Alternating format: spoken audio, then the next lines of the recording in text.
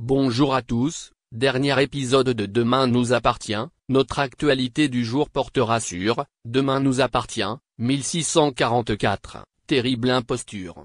La petite amie de Nathan a tué Charlotte et s'est fait passer pour elle. Vendredi 15 mars dans Demain nous appartient. La vraie victime était Charlotte Lagesse mais elle n'était pas la petite amie de Nathan, qui avait les cheveux bruns avec des reflets bleus. La jeune fille n'avait montré aucun signe de vie depuis 2 jours, juste au moment où Charlotte a été tuée. Aurore ne croit pas aux coïncidences, tout comme Sarah. L'Aiden de Nathan n'a pas été retrouvé dans l'appartement de Charlotte mais il y avait des cheveux bleus. Mona et Bruno conseillent à Nathan d'abandonner la fausse Charlotte. Nathan veut essayer de la retrouver dans le quartier. Ils lui ont conseillé de ne pas se mêler de cette histoire.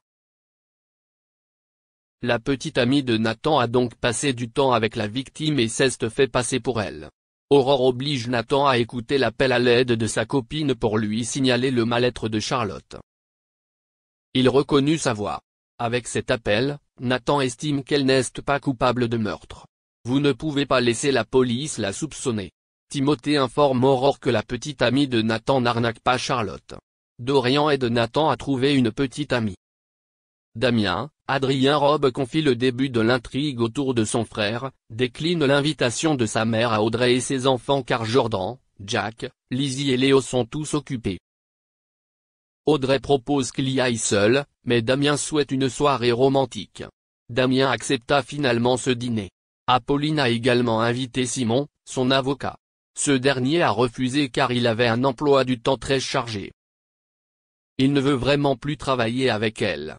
La femme d'affaires lui a expliqué qu'elle était prête à tout pour son enfant. Damien et Audrey vont enfin dîner. Charles informa son frère qu'il resterait en France. Au Spoon, Jordan Maxime l'élu donne son avis sur le couple Jordan et Violette, et Jack croise Simon. Frère Roussel en profite pour le remercier. Soisic était en colère lorsqu'il a vu Vanessa toujours menottée. La tueuse en série a eu son col à 8 ans, mais elle voulait absolument que Georges assiste à l'accouchement. Elle a refusé que son enfant naisse sans père. Elle aura du mal avec les contractions et ne voudra pas pousser au bon moment. Pour elle, sans Georges, ce bébé n'a pas d'avenir. Mélodie repoussa son compagnon. L'amant de Georges pense qu'il est important qu'il le rencontre au moins une fois. Elle ne veut pas qu'il le regrette. Giorgio est finalement apparu dans la salle d'accouchement. Vanessa se mit donc à pousser. Le bébé est né. À The Spoon, Mélodie est déprimée.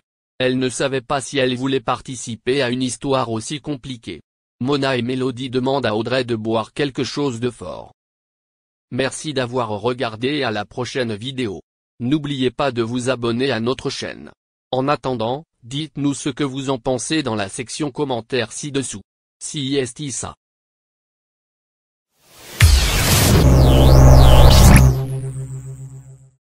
Ce 18 février, Flavie Flament était de retour sur la première chaîne pour les 20 ans de l'émission culte Star à domicile. Dans un récent entretien, la célèbre présentatrice a en effet révélé le salaire qu'elle percevait lorsqu'elle travaillait pour la première chaîne à l'époque. Le 18 novembre 2001, TF1 lançait une émission qui allait changer la vie de Flavie Flament. Grâce à Star à domicile, la jeune femme est devenue une véritable icône de la télévision. Dans ce programme, elle recevait des stars de la chanson française, qui ont accepté de surprendre leurs fans chez eux. Les plus grands artistes de l'époque se sont prêtés au jeu pour surprendre leurs fans aux 4 coins de la France. On pense notamment à Garou, Alizé, Laurie, Lara Fabian ou encore Céline Dion. Pour fêter les 20 ans du programme, TF1 a décidé de relancer l'émission. Et impossible de ne pas rappeler Flavie Flament pour la présentation. Dans un entretien pour nos confrères de Télé 7 jours, l'animatrice de 47 ans s'est réjouie des nombreuses réactions positives qu'elle a eues depuis l'annonce de ce retour. C'est une émission culte, pour moi, dans ma carrière, elle l'est aussi pour les téléspectateurs, et je m'en rends compte encore plus aujourd'hui, depuis que son retour a été annoncé. Dans un entretien accordé à nos confrères de Ciné Télé Revue, Flavie Flament est revenue sans détour sur ses grandes années TF1. Elle a notamment fait des confidences sur cette période, où elle gagnait beaucoup d'argent. 500 000 € par an. Interrogée sur le côté démesuré de cette somme par nos confrères, l'animatrice a tenu à nuancer. Je pense que c'était une époque où on était très exposé. C'était un marché où l'argent était présent.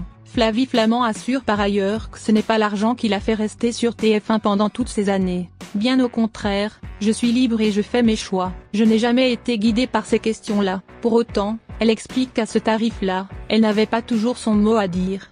Avec ce que tu es payé, ce serait gonflé de ta part de te plaindre parce qu'on t'a coupé une blague ou une remarque au montage histoire de te rendre la plus lisse possible.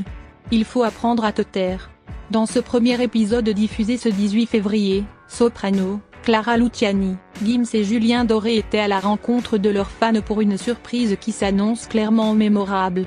Pour son retour, ce star à domicile mélangeant ancienne et nouvelle surprise, a réuni 3,17 millions de téléspectateurs, soit 16% de part de marché sur les 4 ans et plus. Un score plutôt correct pour l'émission.